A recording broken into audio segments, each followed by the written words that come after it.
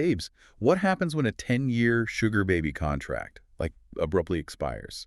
And the severance package includes a leased apartment, health insurance, and just an absolute inability to de-seed your own lemons. Oh my God.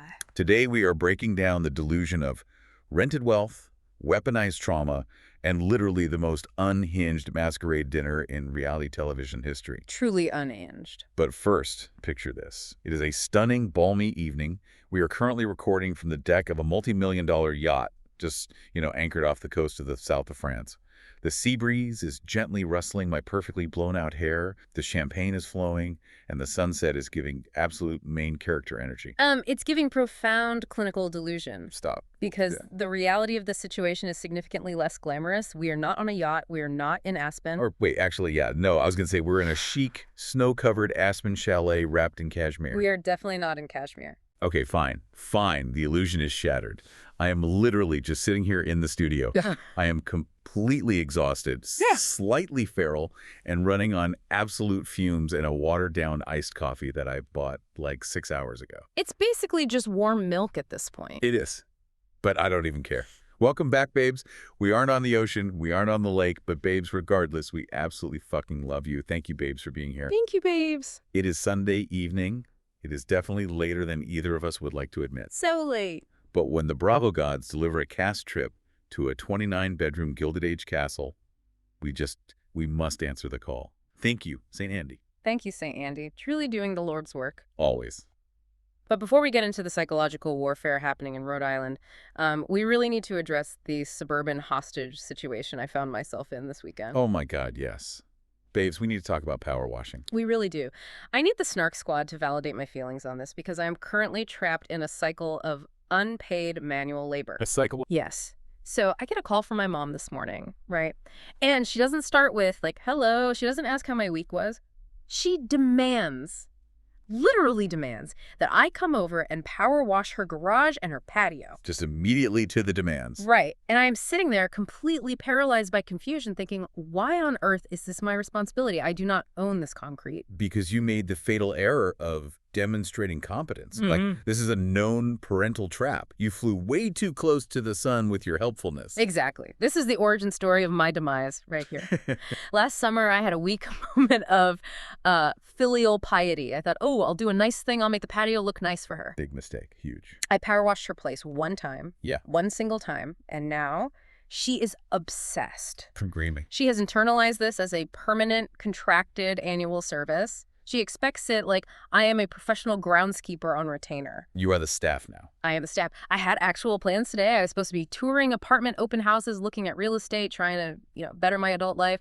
Right, doing adult things. But no, I am forced into manual labor because my mother saw a clean paver once and got addicted to the thrill. She got a taste for the power wash. She did. And let's be clear, it's not relaxing. It's not one of those aesthetic TikTok trends where you watch the dirt melt away and feel inner peace. The ASMR videos, yeah. No, it is wet, it is dirty, and it is exhausting. I am spiraling on your behalf. I am absolutely rejecting this narrative for you. Like, I love you and I will be there for you, but under highly conditional Housewives rules. Which means what, exactly? Which means if you are forced back into the trenches of the driveway, I will bring the wine. I will bring the aesthetic snacks. I will sit in a fabulous outfit on a lawn chair and provide top-tier moral support. I love her. But we are absolutely not doing manual labor. I love that for you. Babes, I will not be touching a hose. I will not be getting misted with dirty garage water. I wouldn't even let you because you'd probably, drop the wand and take out a window. Honestly, true. But we really need to psychoanalyze this dynamic for a second. Why do parents assign completely random, intensely physical tasks to their adult children? It's about control. I feel like it's a subconscious power play. It's them saying, you might have a career and pay your own taxes, but you still have to come over here and clean my concrete. Oh, 100%. It's a grounding technique to remind you of your place in the hierarchy. It is 1,000,000% a trap. Yeah. It is unpaid labor wrapped in the guise of family duty.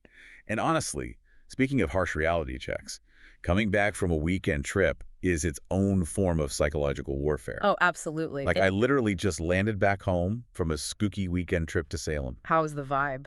It was everything. Yeah. The vibes, the aesthetics, the witchy history, the incredible fall outfits, and then, the plane lands, I walk through my front door, and life just violently hits me. The transition is so jarring. It's beyond jarring. Coming back from vacation isn't just a come down. It's like emotional decompression sickness. That is the perfect analogy. You surface from the deep end of zero responsibility way too fast, and the nitrogen bubbles of your unread emails cause actual physical pain. Exactly. There is absolutely no buffer. There's no grace period. None. You go straight from drinking hot spiked cider in a historic 17th century graveyard to, oh my God, I have to do laundry, I have to answer emails, I have to perceive reality. Perceiving reality is the worst part. I have officially decided I just want to be on permanent vacation. Yeah. Like, I am not built for the daily grind.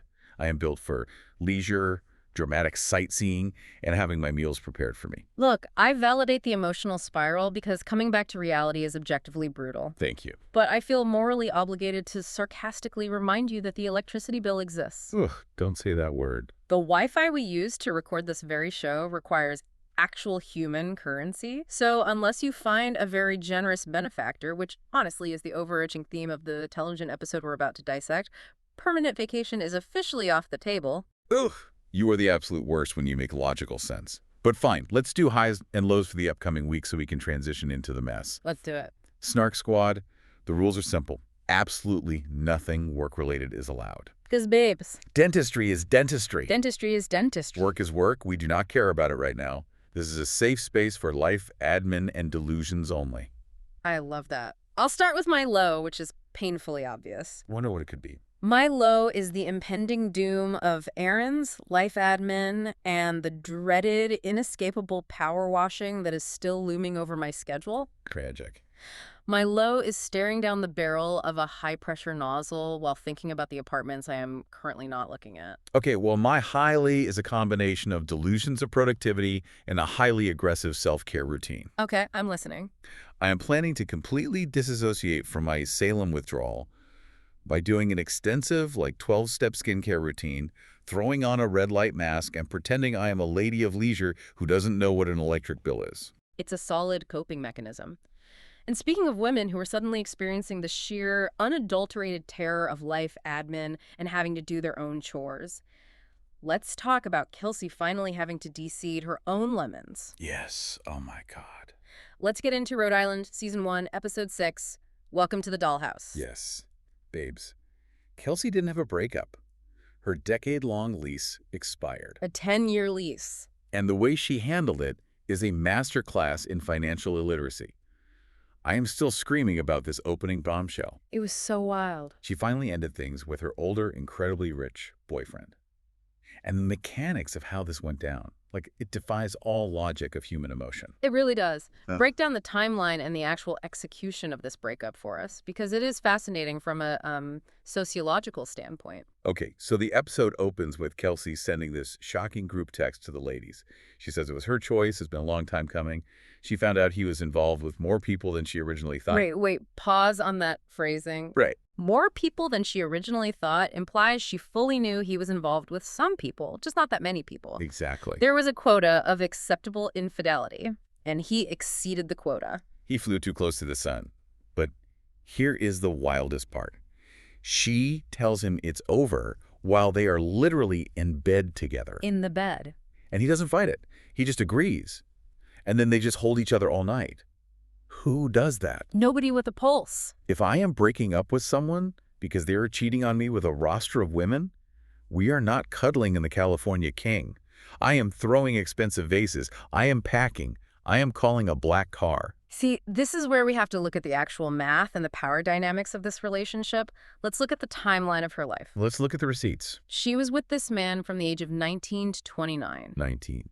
She spent the entirety of her formative adult years, an entire decade, the years where you are supposed to be burning your dinner in a terrible studio apartment and figuring out how a 401k works, with a man significantly older than her. She went straight from her parents' house into his mansion.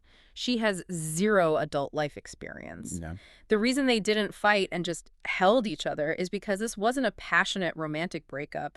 This was the conclusion of a 10-year contract. Yep. It was a mutual agreement not to renew the lease. It was the peaceful transfer of power. That is so dark, but so unbelievably accurate. It felt entirely transactional. She didn't leave a fiery romance. She literally resigned from a very comfortable, highly specialized job. Exactly. And then we get the scene of Liz helping her pack her things. I was crying laughing. The packing scene was high art. Liz comes over to the mansion, and she brings Kelsey a literal compass, an actual physical compass. Like she's going on a maritime expedition. Yes, to help her, quote, blaze her own trail. It was giving such theatrical, produced energy. The compass was a masterful prop choice by Liz.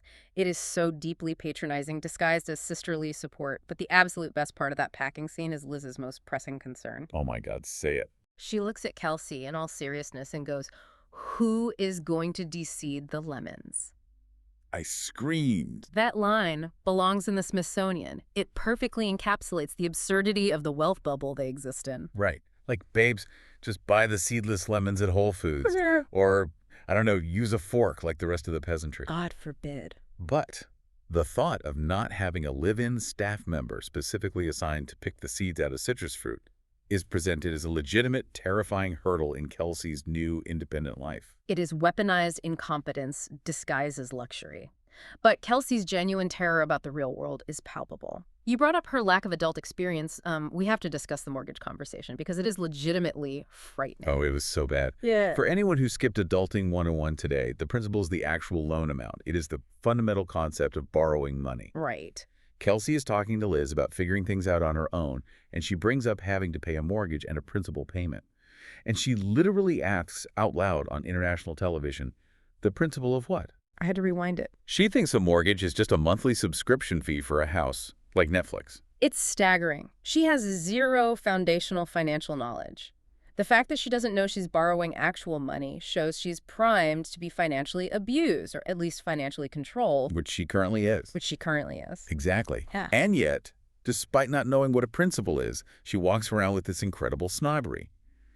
But let's talk about the ultimate grift of this entire storyline. Oh, the grift is massive. She keeps repeating to the cameras how brave she is, how she is leaving this life of comfort, how she is starting from scratch.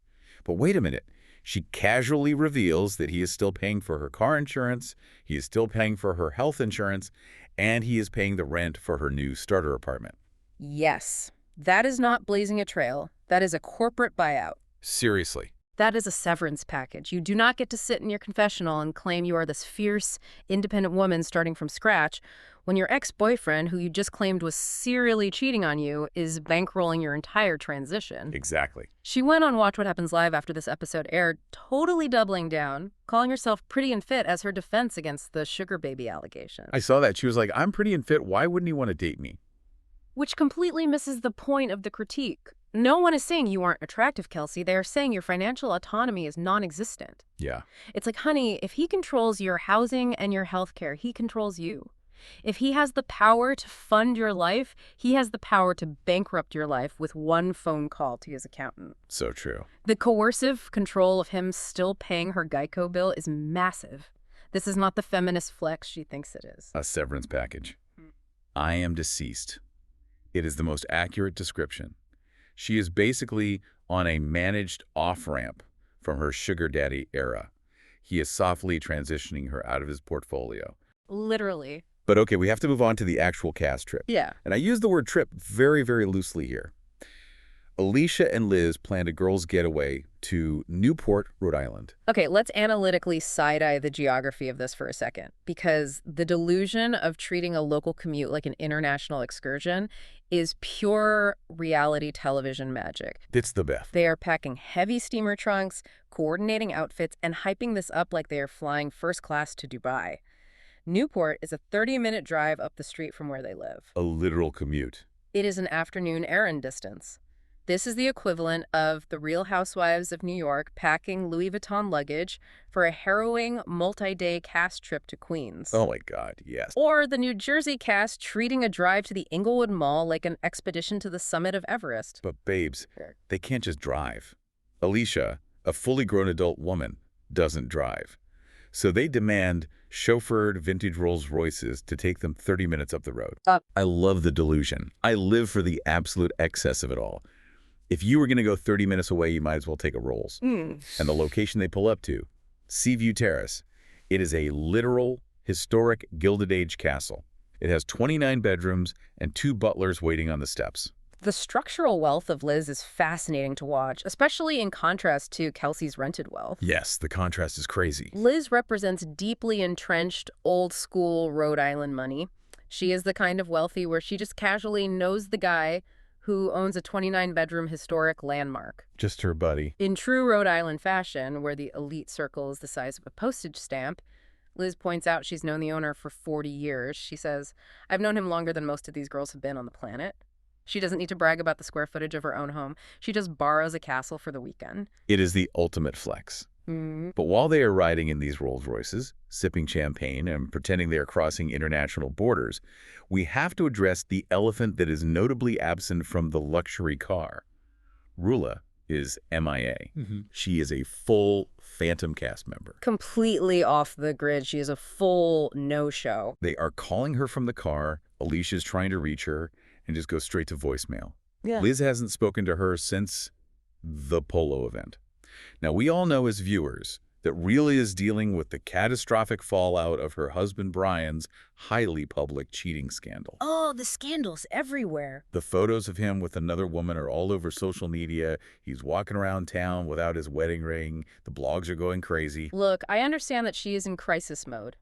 And the psychology of avoiding production when your life is imploding is totally standard for a rookie reality star. Right, flight response. But let's analyze the cast's reaction to her absence. Joellen immediately pounces. She calls it wicked rude that Rula isn't there, while simultaneously trying to paste on this mask of faux sympathy. It was so fake. It's a masterclass in passive aggression. She's sitting in the Rolls Royce saying, "Oh, the poor thing, I feel so incredibly bad for her, but what a bitch for ignoring our calls." Liz calls it out instantly. Liz does not buy Joellen's fake sympathy for a single second. Joellen is just mad that Rula isn't there to answer to the group and be interrogated. Yep.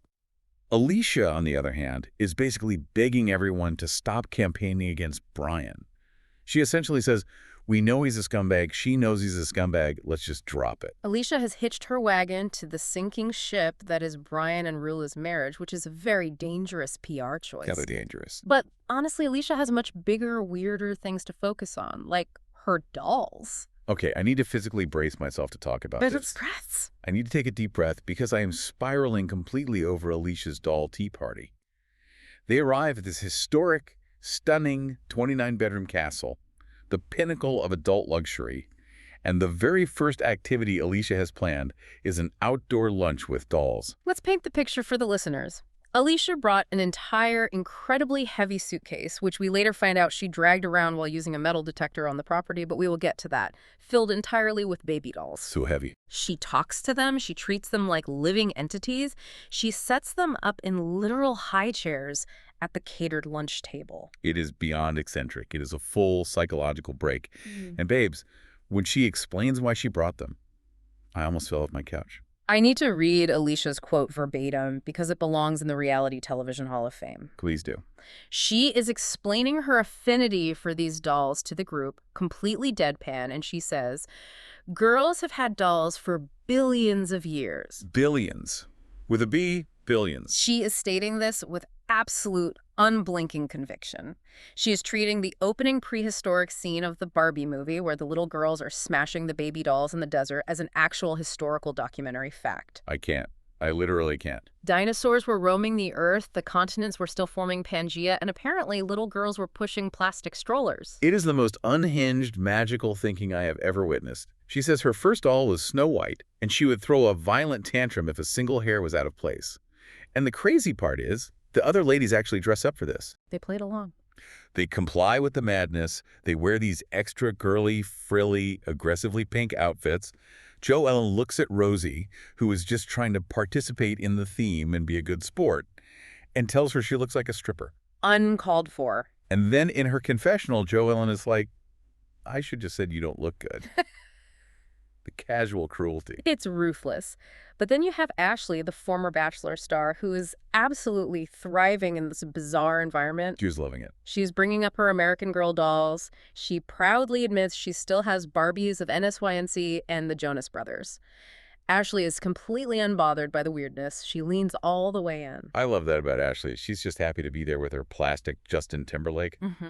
But we need to discuss the psychology of Alicia's dolls for a second. Like, Why do reality stars often adopt these highly eccentric infantile behaviors? Is it a defense mechanism? Oh, absolutely. It is a textbook example of infantile regression as a coping strategy. Think about the environment she is in. A snake pit. She is surrounded by highly combative, aggressive women who are constantly tearing each other down. The macrocosm of the cast is completely chaotic and unsafe. So Alicia creates a controllable microcosm, her dolls. Oh, wow. The dolls don't scream at her. The dolls don't ask about her finances. The dolls just sit there and look pretty. It's an emotional shield. If everyone thinks she's just the quirky lady who talks to plastic babies, they might not attack her. That makes perfect sense. She is hiding in plain sight behind a wall of American Girl dolls. Yeah. And I have to mention, before we get to the dinner from hell, there is literally a B-roll shot of Alicia walking the manicured grounds of this castle with a metal detector. Yes. Is that why her suitcase was so heavy? Is she looking for buried pirate treasure? Is she searching for Jimmy Hoffa? I cannot with her. Alicia operates on a completely different frequency than the rest of humanity, and we are blessed to witness it. But the whimsical, slightly unhinged energy of the afternoon aggressively evaporates once we get to the masquerade dinner. This is where the true psychological warfare begins. Babes, Liz assigning these specific masquerade masks was a calculated setup to force vulnerability. She didn't just hand out generic Party City masks, she curated them based on everyone's deep-seated issues. So manipulative. The theme is a black tie masquerade, but the directive is to remove their facades, a word Alicia visibly struggles to pronounce, and reveal a hidden side of themselves. Let's analyze the literal and figurative masks. Liz gives herself a wolf mask. She claims people think she's scary, but she's really a sheep in wolf's clothing. And then she drops the trauma bomb. Yeah, that was heavy. She reveals that her tough, icy exterior is because her mother died when Liz was only 15 years old. It was actually really sad. She developed this massive fear of abandonment, so she pushes people away before they can leave her.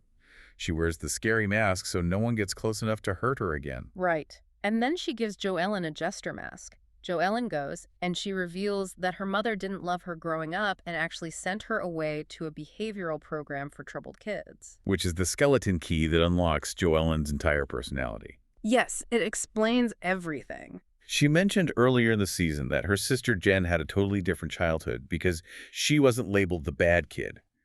Because Jo Ellen didn't stand up for herself back then, she is overcorrected. Now her emotional armor is being fiercely combative, defensive, and getting incredibly triggered if anyone accuses her of lying. She runs her interactions like a military drill sergeant because she feels she has to constantly protect herself. Exactly.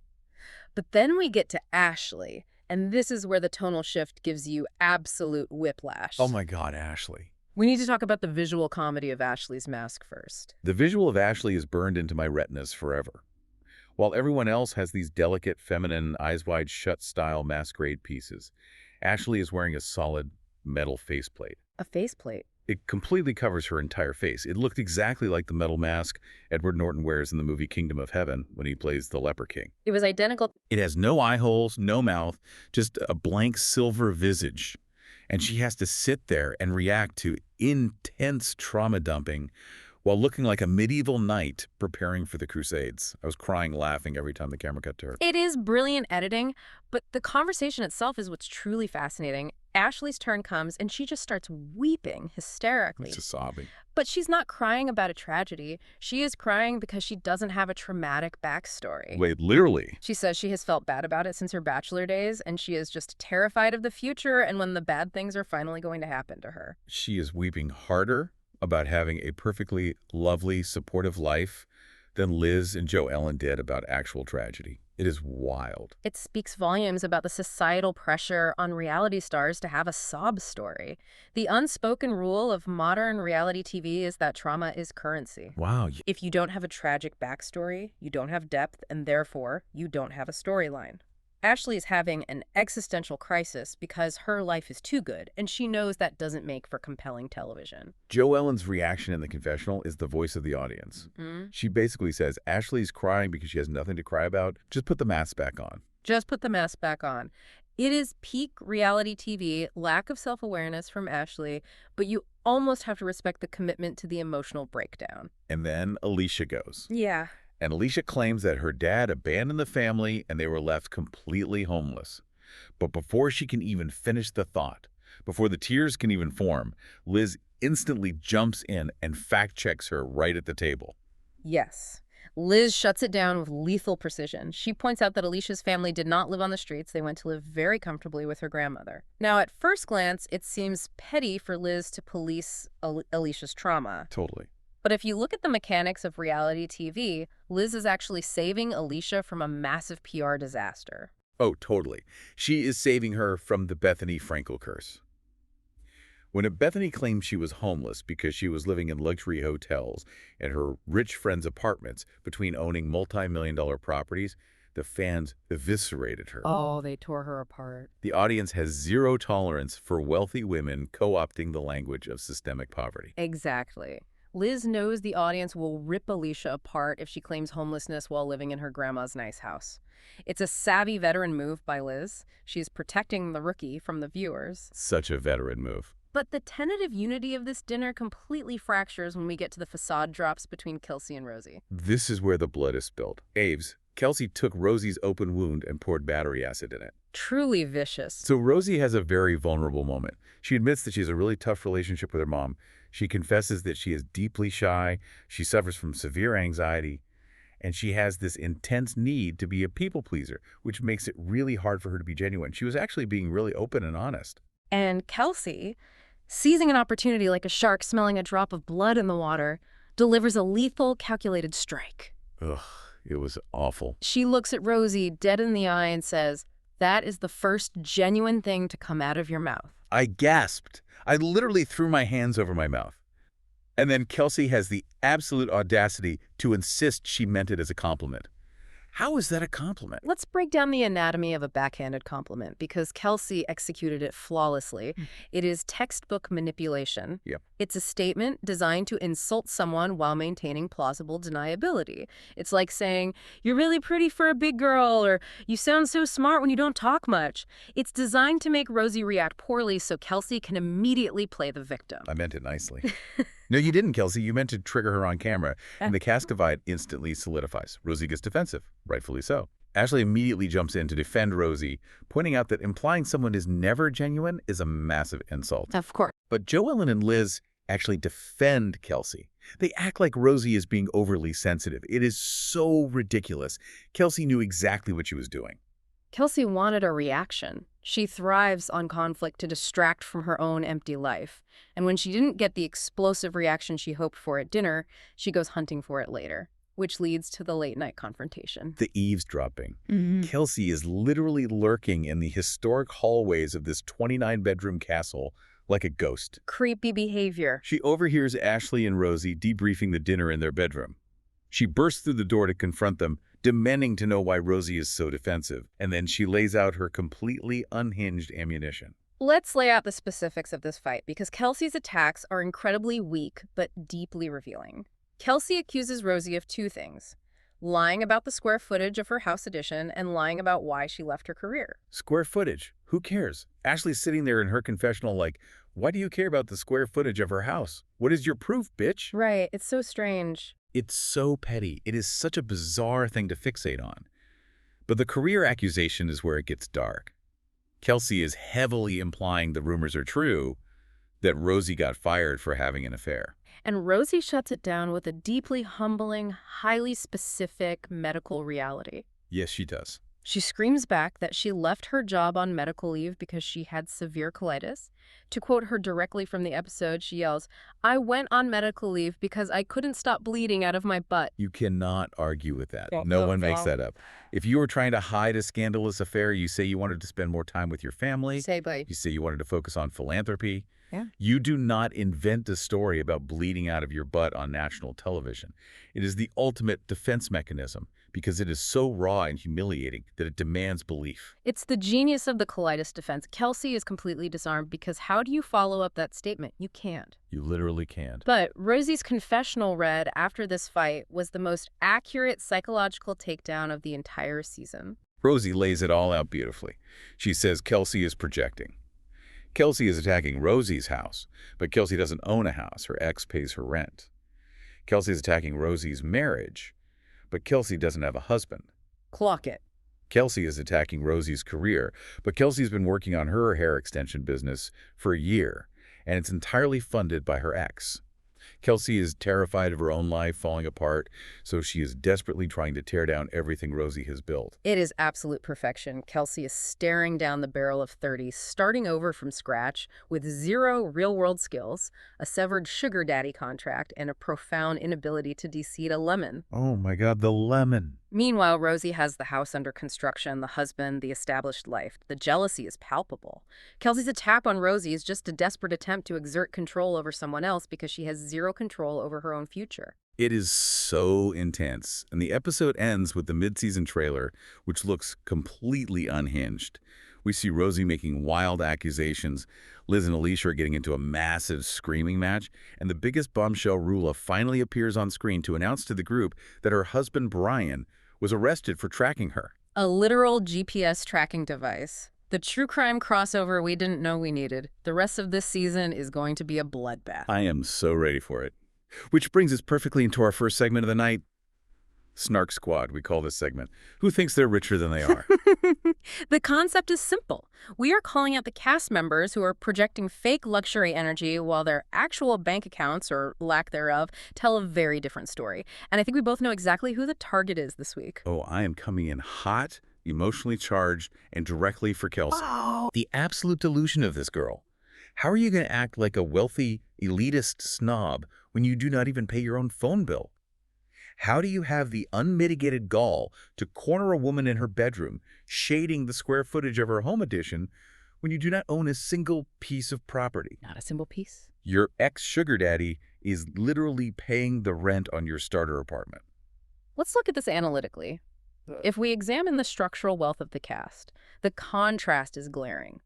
You have someone like Alicia, who lives in this quiet, slightly eccentric, but clearly comfortable wealth that allows her to buy suitcases full of dolls. Right. Then you have Liz. Liz represents stealth wealth. She doesn't need to brag. She just operates within a network of historic castles and old money. Exactly. Liz is stealth wealth, even if she wears a wolf mask while doing it. But Kelsey's brand of snobbery, it feels like a 12-year-old's idea of what being rich is. It's performative. It's demanding seedless lemons and throwing tantrums about room assignments. It's all an act. It's relying entirely on proximity to a man's bank account rather than actual personal equity. When you derive 100% of your financial security from a man who you just admitted cheated on you with multiple women, your wealth is an illusion. Yes, it is. It is rented. It can be revoked with a single text message. Yes, it is rented wealth. And the snobbery is just a shield to hide the fact that she has no idea how a mortgage works. So, Smart Squad, I have a question for you to answer in your heads right now. Now, I know half of you listening right now are screaming at your steering wheel saying, but Kelsey chose to leave him. She walked away. They are saying that. Let me stop you right there. Did she really leave if he's still paying her Geico bill? Would you let your cheating ex-boyfriend pay your health insurance and rent? And more importantly, does accepting that severance package immediately disqualify you from acting bougie and looking down on other women's houses? Because in my book, it's a hard yes. You lose your snob privileges the second your ex pays your premium. It's a fascinating moral dilemma. Can you be a feminist icon while on the payroll of your toxic ex? I argue no. But let's pivot to our next segment, which is a classic, petty or justified. I love this one. We're going to go through the major conflicts of the episode and decide if the reactions were valid or just wildly over the top. Prepare to disagree with us because that's what we are here for. Conflict number 1. Joellen calling Rula wicked rude for missing the cast trip and ignoring Alicia's calls. Where do you land on this? Oh, petty. Incredibly petty. Really? Yes. Rula is dealing with a highly public, humiliating cheating scandal. Her husband was photographed with another woman. He took off his wedding ring, and there are rumors of a literal tracker on her car. Let the woman skip the doll tea party. I mean... She is in crisis. Yeah. She does not need to sit in a high chair next to a Snow White doll and pretend everything is fine. Yeah. Have some basic human empathy, Joellen. See, I'm going to have to disagree with you here. I say justified. What? How is that justified? Listen to the logic of the reality television contract. Rula signed a contract to be on an ensemble cast.